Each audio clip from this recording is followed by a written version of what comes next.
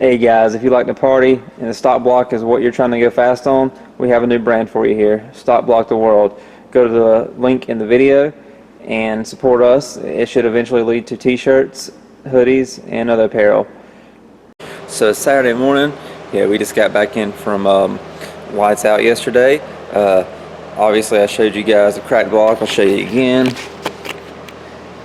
This is the driver's side. And this is the passenger side.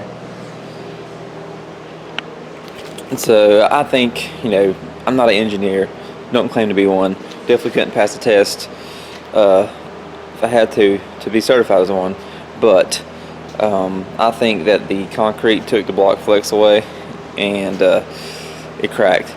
So, you know, as I mentioned, we're going to swap these internals into our other 450 block, which is still good, but this has better rods in it, and the pistons have less wear on them. So that's what I'm going to do there. And then if I break it again, then I guess I'll just have to accept the truth. That being said, I also have an iron block back there that's half filled from the past. That's also machined the same, but it does weigh like 110 pounds more. So I really don't like that idea. So, but let's see what we got here first, and you know, we'll go from there. Just keep breaking things, I guess, until I get smart and rich and buy something better. Just want to give you guys an update. This right here is the block we want 450 on. It's an aluminum block. It's been painted black. It came out of a guy's shed, and it was super dirty, and it wouldn't really clean up, so it's painted black. This is the block that was in the car, as you can tell by the fuel pump and everything. About to pull the guts out of it first, just to make sure that we don't see anything on the rods, pistons, etc. that tell us that we shouldn't use them in this block. And then the heads, you know, they're over there in the parts washer. So we're going to just keep grinding. Looks like the internals are good. This, you know, oily. Rings all feel good. Don't see any cracks in the wrist pins and all that stuff. This right here is the passenger side. You see that boss that broke off I showed you before. And you see this all the way to the deck. And even here on the driver's side, it blew up back here too. So we did a good job at jacking this one up. We're going to get this crank out now, just look it over, and assuming all looks well, we'll start tearing that one down. Another update, here we are guys. So you tell we got this block tore apart. You know, I showed you earlier, internals over there. Just got this guy apart. Here we're swapping the crank and everything.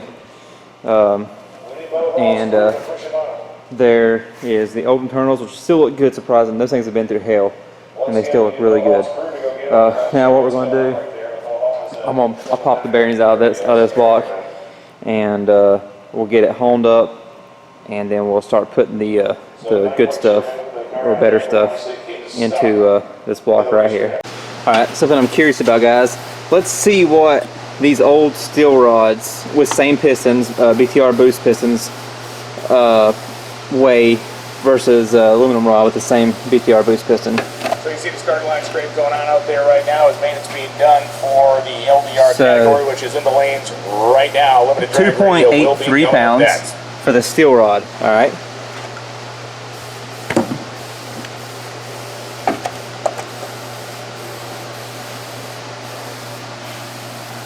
$2.76 pounds for the aluminum rod. Years old, welcome to become part of Party Crowd. It doesn't seem like a lot when you just think about it, but when you consider what it does, it makes a difference. You know, typically a lighter rod is easier on the bearings and stuff like that, and obviously, you know, lighter rotating assembly should spin up quicker, assuming, you know, all the same variables. But I was just curious, and now I know. Another update. So we got everything out of this one, and it's over in here.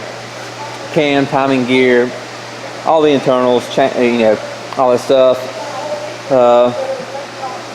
The aluminum rod is never cleared with the window tray, so we're going to try spacing the window tray out for once, which we've done on structures before, and just to see if it helps it hold pressure a little better up top, make sure it's not letting too much push away with the G-forces on acceleration.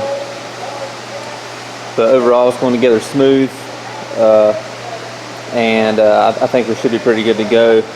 And, you know, hopefully not break this one so fast. Alright, so we got the engine ready to drop back in, minus the rear cover and a flywheel, which is over here. So that's what's next on the list, and we'll get it fit in there. Don't have any head gaskets, so we'll be done there basically. Hopefully I'll have the head gaskets from the Aussies next week. If not, I'll start sourcing something else so I can try to make it out the Shady Side next Sunday. Here we are, guys. That's old 429. Didn't go out quite as glorious as we hoped. I hope to get a few more numbers on it before that, but I think I learned that concrete and aluminum don't mix. But we're going to try the old unfilled block here. It's got a ton of passes on it. You know, as fast as it was 4508, 4509, I think, at 158, almost 2,800 pounds. So this one's had a lot more stress put through it, but we're going to see what it does. So as I mentioned a minute ago, just wait for the head gaskets to come in, and hopefully you know, they'll come in soon. And like I said, if not, I mean, it'll have to be something really severely wrong for me to not be able to make Shady Side next Sunday, since it's a week away, and drag racing, that's about what, 6 months to a year, so we got plenty of time. So lo and behold, my gaskets got here from the guys at Enemies Racing Australia. What you see is a copper gasket, but it has their fire ring, which it pops out, it removes, and we'll try it. Here you go. So it has this piece right here, and it's made to the bore of the chamber in our instance, 3.975 bore on the cylinder head, and that fits within our buffer zone on top of the sleeve. But basically how they work is, and I'll get you a better video tomorrow evening, but we put the special coating on that they call for and install them, and they'll be similar to the other ones where you heat cycle, then have to retorque them after you heat cycle them. But these guys right here, they've had really good success with these things over there in Australia, so I'm curious to see how good they work for us. Who knows, we could just make it to where we keep the chamber really sealed and just blow a rod out instead. But I like to be optimistic and think that won't happen. So this morning I came in and I was like, you know what, I'm going to get ahead on this, and I'm going to, you know, just knock out some work so I don't have as much to do tonight. Well, if you're curious what that is a stripped head stud hole. I'm a fairly laid-back person, but when this happened, I could have easily gotten into a fist fight with a Wolverine, and I would have won, no questions asked. I'm not saying I would have came out unscathed, but I would have won. I've had this happen before. It sucks, but thankfully I have a kit here from a local dealership, and I've got some nut search to fix it. So I'm gonna go get some dinner, and I'm going to come back and start working and hope that no more strip. So I got the head off. You can see the threads are way too high. I ripped them out. You know, if you look down this hole right here, obviously a lot lower. And I'm gonna look at some other ones too to make sure. You know, the head gasket, put 3 bond on it. That's what the Aussies call for. That was another thing too. I was like, man, I gotta clean this crap off, which it should clean off fairly easy, honestly. But gosh, it's more work. I'm gonna throw the head into the parts washer and hope that the parts washer makes my life easy on that end. It won't be perfect, but less I got to do the better. But now let me break this tool out so I can get to fixing this stud hole. So the hole is repaired. I should have got a video of it, but I really don't want to be doing this, so I'm just trying to get it over with. You know, a little bit extra time. I didn't feel like, I was looking forward to Saturday rolling around and being like, yep, car's ready to go. You know, maybe I'd work on the titanium exhaust. So I'm just lazy. It's kind of a rough way that this works though. Let me show you. And this is not going to be near as good as the actual tutorial, so I apologize. But you know, you have your actual step drill bit here. You put your stopper on it. You know, I used an actual stud to get my depth right. Drill that down in there. You have to pull it out every little bit and blow the chips out, because if you don't, then it'll stop it from going in. After that, you run the appropriate tap through, and that will give you your OD for your insert here. The way these inserts work is you use this tool right here. Let me find it here. You use this tool, and this threads onto this, and you put a little bit of Loctite on this right here, and you'll thread this in there, and then you kind of tighten it down. As you tighten it, it expands it into the block. And ideally, when you put the head stud back on, it won't rip the thread out. If it rips it out, you give up and find a new hobby. So that's how close I am. Now I'm actually going to put the other head on and let that Loctite set up for a while, and just cross my fingers and my toes and whatever else, and hope that I don't pull any more threads out, because I have no patience. So this head gasket's on. I got the rings pressed in there. I need to touch a few spots up on the gasket, but you know, it's coated with that 3-bond stuff.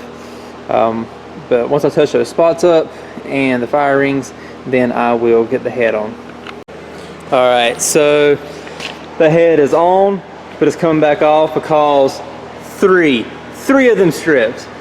And I went ahead and checked all of them after the first one, which is literally the first one I want to go to full spec, stripped. You know, found 3 total, so I'm going to repair those.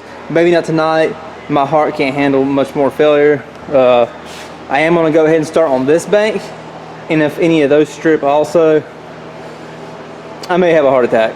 That's just how it goes. So cross your fingers for me, because I do not have time to have a heart attack. So both heads are off. You're like, Nigel, why do you have both heads off? Because only the passenger side stripped. Well, you would think that would be the case, but it actually wasn't. This guy stripped on this one. This morning, I knew I should have went through all of them, but I was so furious when it happened, I just broke them all loose and walked away. Oh man, so I ordered more nut certs off the internet. They should be here Friday, and I repaired one on this block back before, you know, once again, old 450 block. So now I've repaired 2, and now I've got 4 more that need it. So realistically, I'm probably going to do a nut cert in every single one of them. Maybe I'll start drilling the holes or something throughout the week with the heads off. I'm just furious. So I got to relax and go home before I black out. So that's it. Well, guys, it's Friday evening, and finally the heads are on. Jesus. You know, I didn't get you guys any videos. You can see all the aluminum there. You know, I drilled out. There were, you know, there was one hole that was repaired before, you know, a year and a half ago, or whatever. And then I had repaired one on this side. And then, you know, 3 more stripped out and all that stuff. Anyways, every single one's got a time cert now. And I just got done torquing them all. Come back in the morning. I gotta back them off and do them one more time. But the heads are on there. And you know, and it's a relief. God, I'm tired.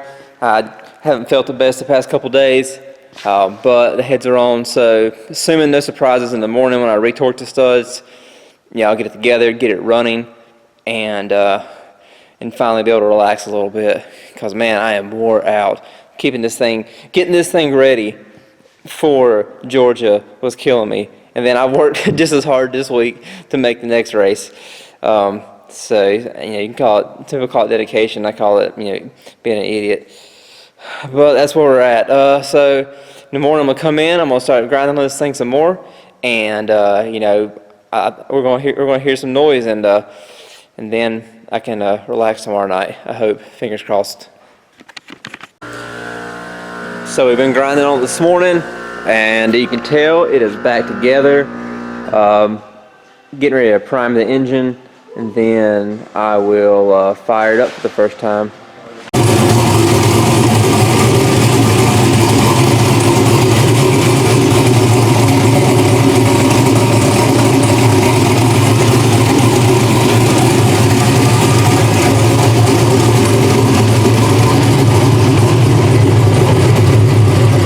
As you guys saw, it runs, makes some noise again. You know, vitals look good and everything. Just let it cool down for a while. Check the oil, get up on the 2-step. Got to get the diapers and everything on it too. So that's a relief. Now I'm going to eat some lunch. This raggedy thing is ready to go in the trailer. Just got to get everything loaded up. See, everything seems good, vitals seem good, oil pressure seems good, everything seems happy. So we are just going to roll with this thing tomorrow and hope it does something well. And if it doesn't, then I guess I'll go home first round and get some rest.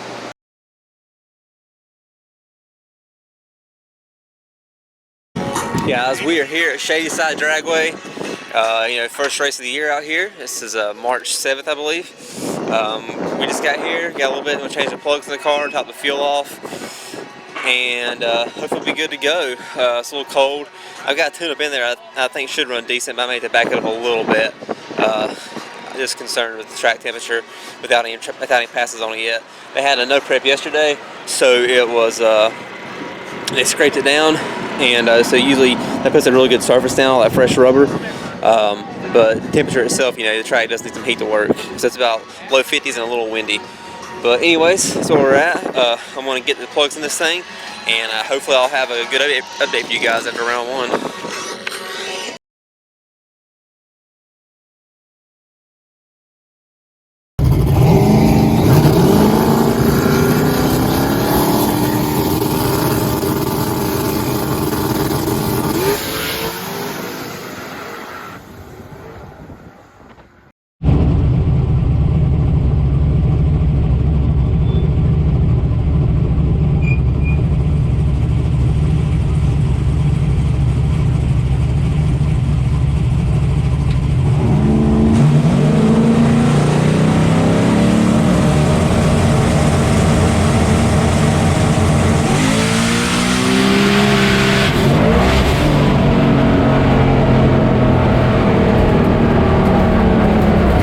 Give you guys an update, kind of round by round breakdown of what happened yesterday.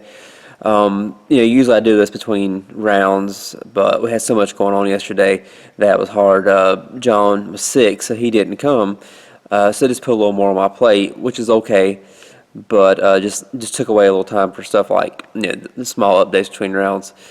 So this is what I'm going to do. Thankfully, Cody came yesterday, and Parlier, and my cousin Caleb, Sammy was there, Jesse. So we had some extra hands just for, little things make a difference, So it was nice to have an extra hand when we only had, roughly 40 to 45 minutes between rounds, which seems like a lot of time until you make your pass. You gotta wait for the golf cart to get there. Then the golf cart struggles to go up the hill, so it takes twice as long to get up the hill. And little things that eat up time fast, but it's all good. So let me give you guys a breakdown of things. So the first pass, I did the burnout, and I'm thinking I had put 2 tunes in the fuel tank, and they were the same everywhere, but the first second, I want to say, I had pulled 2 degrees on the second one. And I did the burnout, and I'm like, and I know the track's going to be good, but I'm like, Nigel, I'm like, you need to go A to B. So even though what you have in there should be soft, let's make it softer. Let's go, the same timing ramp, boost ramp in Georgia went on 109.60. I was like, you know what, who cares if it slows it down to 111, 113. Let's just go A to B. So I do the burnout, take a second to back up, and it's because I'm switching tunes on the fuel tank since it holds multiple tunes. Switch tunes, backed it up, come off the brake. Car leaves great, it surprised me. A little over half track, I feel like it's starting to kind of come around on me a little bit. So I get out of it, and it was very subtle. But I get out of it, and then I get back in it, and at that point it was unsettled, so it was really stupid. So I get out of it again. So it looks like it kind of made a move, but what it was is just the move it did make was me getting back in it after it had unsettled. But then, like I said, I wasn't full hit, but they come down with the golf cart, and I see it was a 106.60. I was like, oh wow, this is a sign of things to come, because I knew how soft it was. Of course, we changed the head gaskets and the block, so I guess a few major things, but these head gaskets are a bit thinner, because the other ones were all I could get. They were thicker than I wanted to go for sure, but it must have just really killed the compression. The 106.60, I'm like, we're on to something here.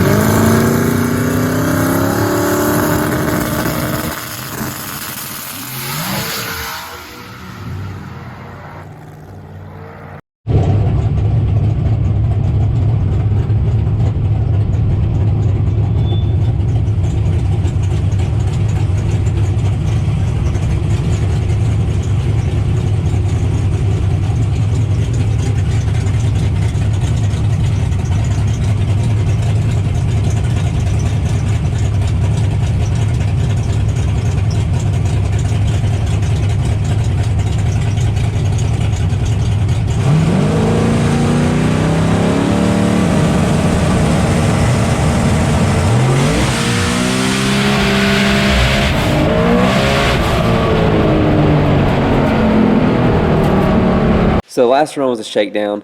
Round 1, we have Chris Cantrell and this beautiful fastback Mustang. Man, this thing's a work of art. Excellent craftsmanship, beautiful car, and I think it's $140,000 if you want to buy it. It's a small block Ford Hemi-headed deal, and it's just unique power plant too. Everything about it's awesome. I know he's a hell of a driver, and I know lately I've been sucking on the tree, so I was like, I'm gonna have to try my best to be on it. Do the burnout and everything. It just left. I had made the tune more aggressive. I think from like 1.2 up. So I think that's all I changed. But anyways, made it more aggressive from 1.2 up, maybe even 1 second up, and I think it's 1 second up, and it ends up get up there, stage whatever, let off, and I take off. I don't see him, and this time when I feel it move a little bit up top, I get out. I don't get out of it, but then I feel it really kind of come around. So I ended up getting out of it, and then I got back in it a little more progressive this time, and hit the chute at the same time, just in case it tried to wiggle on me. That run right there, obviously I got the wind light. Come to find out, he red lit and he spun, and I ended up, it was a 103 60 foot. And I was like, wow, it's crazy, because I didn't think I was trying that hard.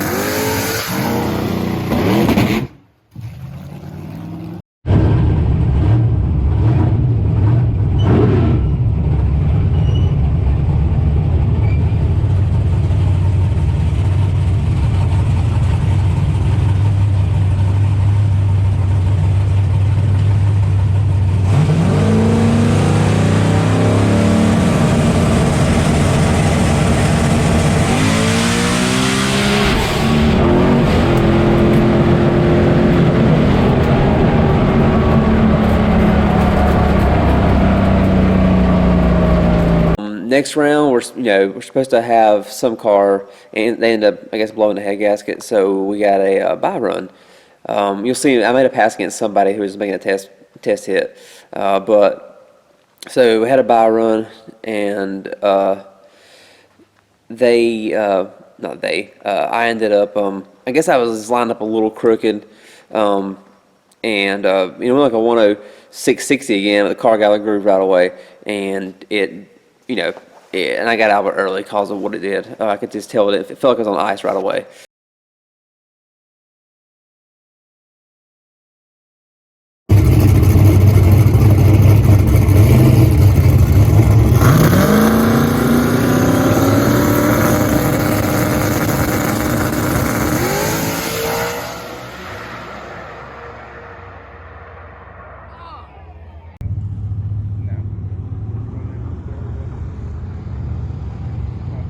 Justin, all the way.